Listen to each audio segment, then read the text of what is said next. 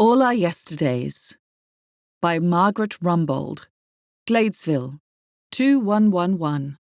Narrated by Chloe Schwank. Kate stands up and stretches, taking the chance to gaze out the window at the view of the bush she's never tired of. It's been over 30 years since she fell in love with this house in a forest of gums. She sighs briefly. It is lovely, and she will miss this green oasis with its lorikeets, king parrots and cockatoos, even the occasional powerful owl. But, she reminds herself, she won't miss climbing up to clear the roof of gum litter every few months. She returns briskly to the task in hand. She's sorted through most of this cupboard, and bins and bags containing a slice of her past testify to how much she's ruthlessly discarded. There is one last drawer to explore, and, as she settles back on her stool to open it, she wonders what she might yet unearth of her past buried at the back of this drawer.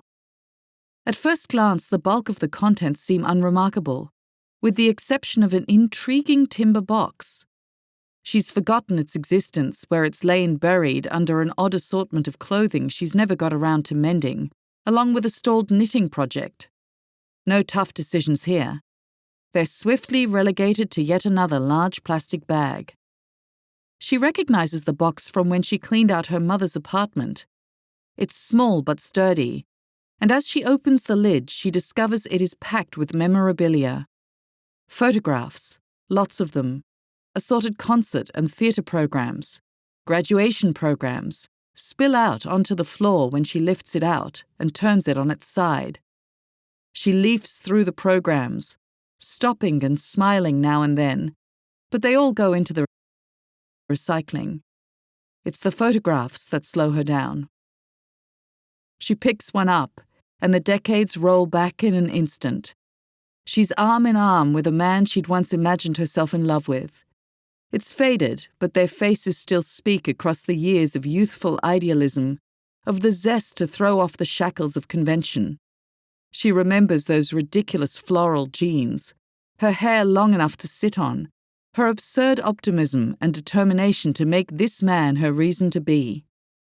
He sports a head of wild frizzy hair, the obligatory jeans, and an Out Now t-shirt. Those years of the late 1960s still hold a faint whiff of their heady allure. But that was many yesterdays ago, and she wryly reflects on what children they were. Two well-intentioned but self-obsessed kids caught up in crazy times. Thank goodness they'd both escaped being stuck in that then.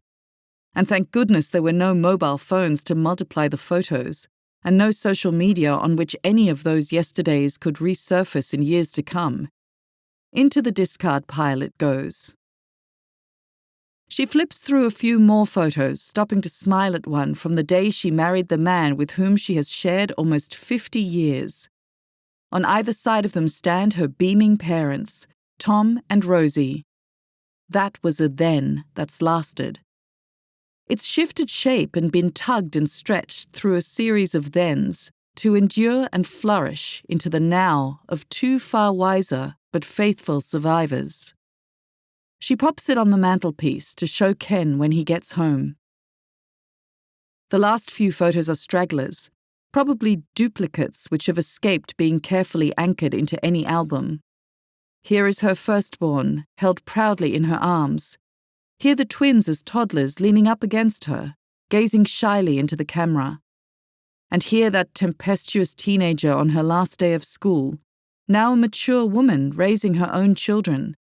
She recalls with a small ache the pace with which those yesterdays have sped past. She's almost done when she glimpses something caught against the edge of the box. Using her fingernail, she prizes it away and extracts a thin package.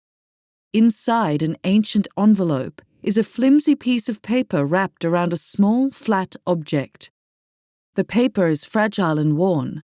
She has to handle it gently to prevent it falling apart at the folds. She's puzzled because what she holds does not belong to her past. She lifts the last fold to reveal a tiny photograph. Despite the limitations of 1940s photography, the face remains vibrant and full of life. He must have been laughing just before the shutter clicked to capture this young man with thick dark hair wearing a cheeky grin and his slouch hat. She stares, captivated, and then flips the flimsy paper over to read what was written on the other side. For Rosie, with all my love, my dearest darling, don't forget me. I'll come back for you. Yours forever, Frankie. She sinks to her knees. Slowly she realizes what had happened in that past her mother had once inhabited. There had been a Frankie who had never come home. Susie's dad was Tom. He and her mum had married a few years after the war, and their marriage had been a happy one. But somewhere, in a past unknown to Susie, her mum had once loved a Frankie. The Rosie of 80 years ago had had to leave her then behind and build anew now. She wonders why her mum never told her.